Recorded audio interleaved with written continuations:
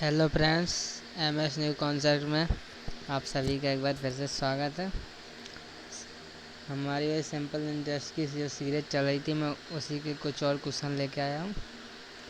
तो यदि फ्रेंड्स आपको सिंपल इंटरेस्ट पूरा बिना पेन के ऐसे ही पढ़ना है, आपको पूरी सीरीज देखनी है, पेन फ्री सीरीज हमारी, तो प्लीज़ फ्रेंड्स हमारे चैनल को सब्सक्राइब करें जिससे आने वाली वीडियो सबसे पहले आपके पास पहुँच सकेगी।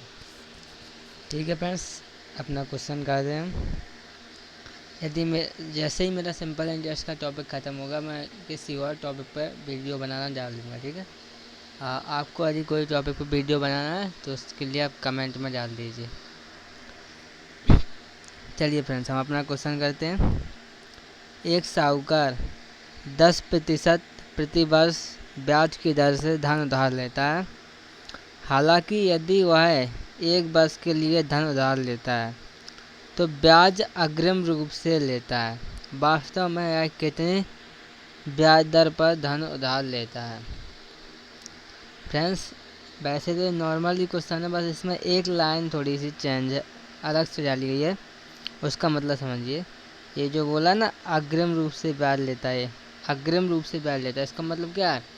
उसने ब्याज पहले ही ले लिया, तो अब जो 10% उस पर, यानी मूलधन और जो पहले से ब्याज ले लिया उस पर 10% उसको ब्याज दिया गया है। यानी हम कह सकते हैं मिश्रधन पर हमारा ये जो 10% है, ये मिश्रधन पर है। ये हमारा जो 10% ब्याज है, ये मिश्रधन पर है, क्योंकि ब्याज उसने पहले से ही ले लिया है और मूलधन पर तो लगेगा ही। तो मूलधन और ब्याज हमारा मिश्रधन होता है, तो ये मिश्रधन का 10% है। तो मूलधन का ये कितने परसेंट बनेगा, ओरिजिनल समझिए। तो फ्रेंड्स, इतना तो आप समझ ही रहे होंगे कि ये जो रियल में जो परसेंट बनेगी, मतलब मूलधन पर जो ब्याज बनेगा वो 10% से ज़्यादा बनेगा।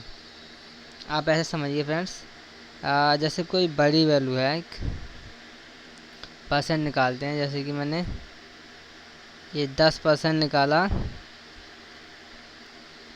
10% यदि मैं 100 पे निकाल दूँ तब तो ये 10% ही बनेगा। ठीक है फ्रेंड्स, और यही 10 रुपये का मतलब मैं 100 पे ना निकाल के 90 पे निकाल दूँ, 100 पे ना निकाल पे 90 पे निकाल दूँ, तो ये परसेंट बढ़ेगा हमारा। ठीक है, ये जो परसेंट है ये ज़्यादा होगा और ये वाला परसेंट कम होगा, क्योंकि बेस वैल्यू चेंज हो रही है फ्रेंड्स। इसमें आप बेस वैल्यू को समझिए, जब बेस वैल्यू बड़ी होती है तो परसेंट छोटे कम आती है। ठीक है, जब बेस की वैल्यू नीचे वाली वैल्यू छोटी होती है तो परसेंट अधिक आती है। ठीक है, तो यहाँ पे आप ऐसे समझिए फ्रेंड, जैसे कि 1/2, मैं थोड़ा और समझाता हूँ आपको। जैसे कि फ्रेंड 1/2 50% हो जाता है, और यदि 2 की जगह हम नीचे 3 ले लें तो वो 50 से कम हो जाता है फ्रेंड, है ना। जैसे कि 1/12,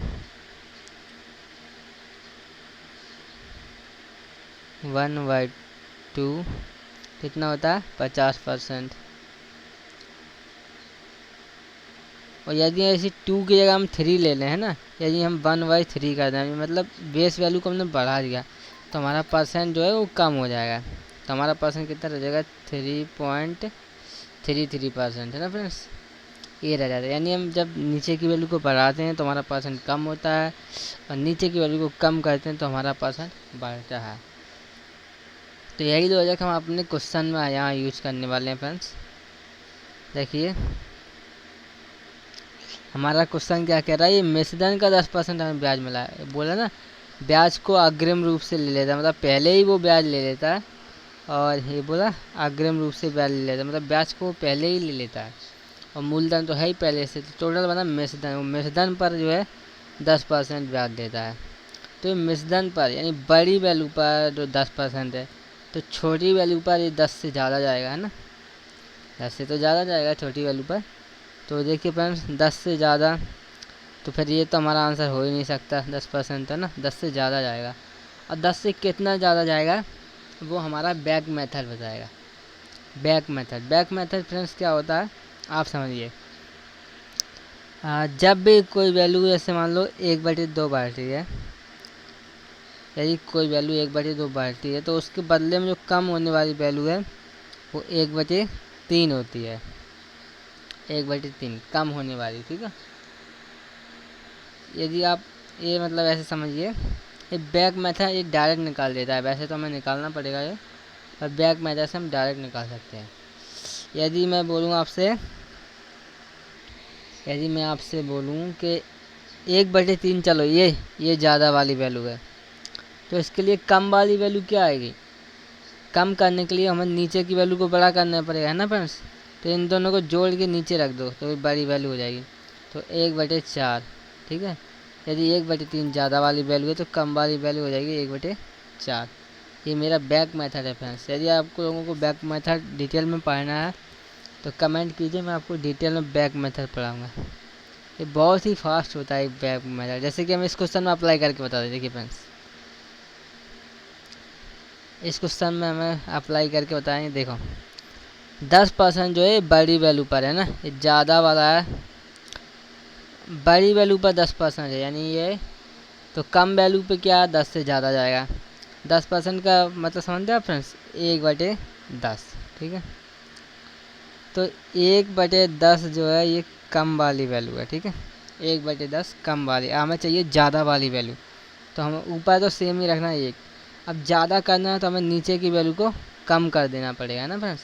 तो इसे घटा के नीचे रख दो, कितना आ जाएगा 9।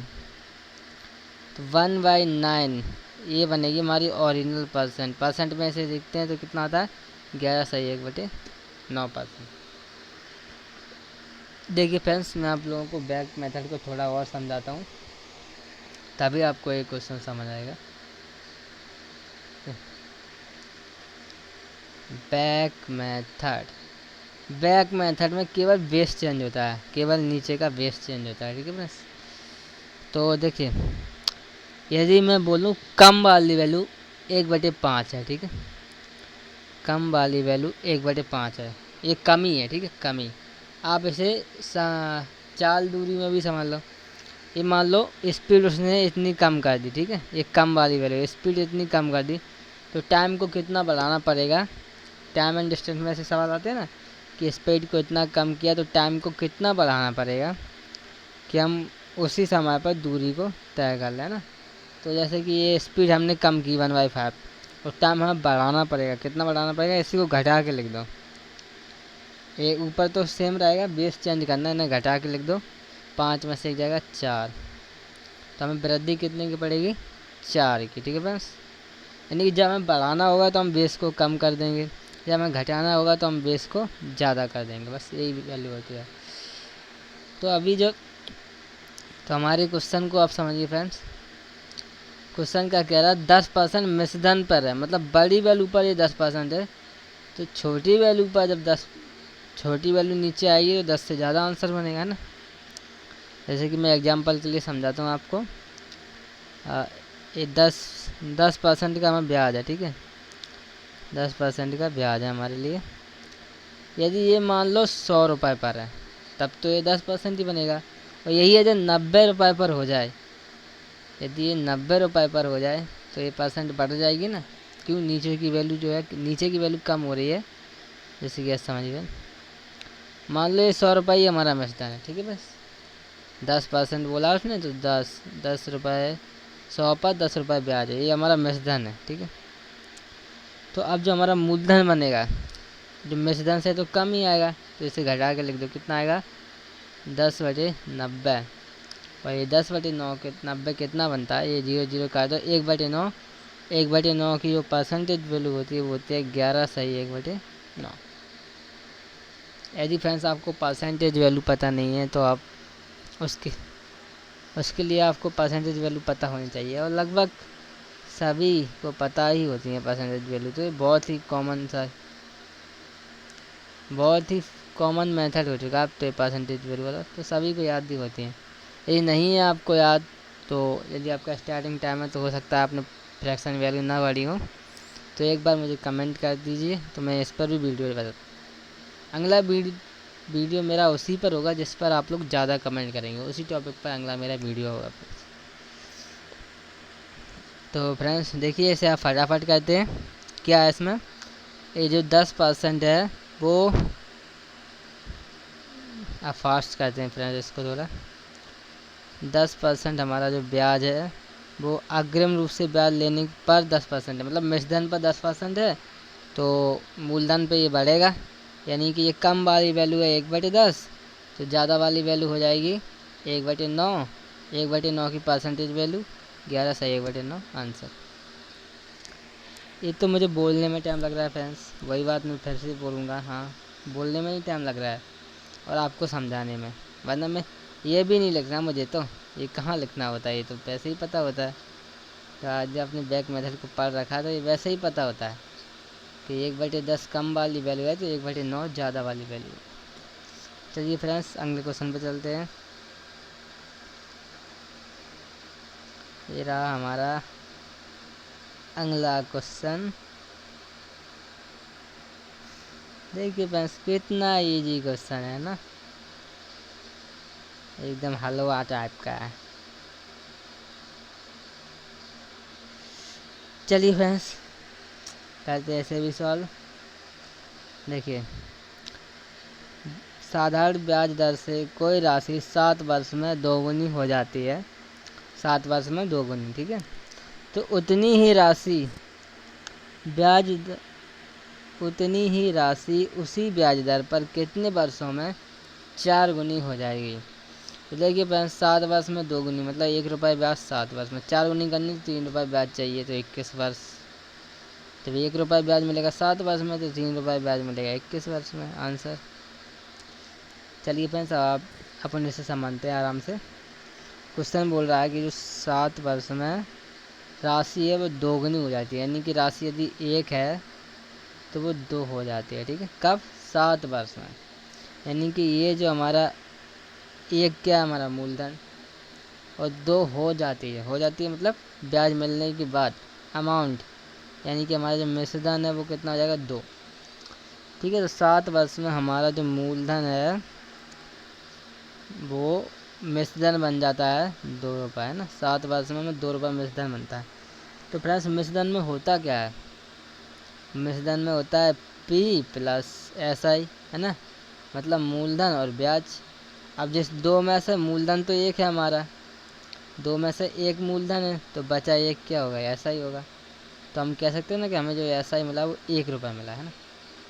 जितने भी गुना हो उसमें 1 तो हमें मूलधन ही मान के चलना है। ये 2 गुना है तो उसमें से 1 मूलधन है, जो बचे वो हमारा ब्याज होता है।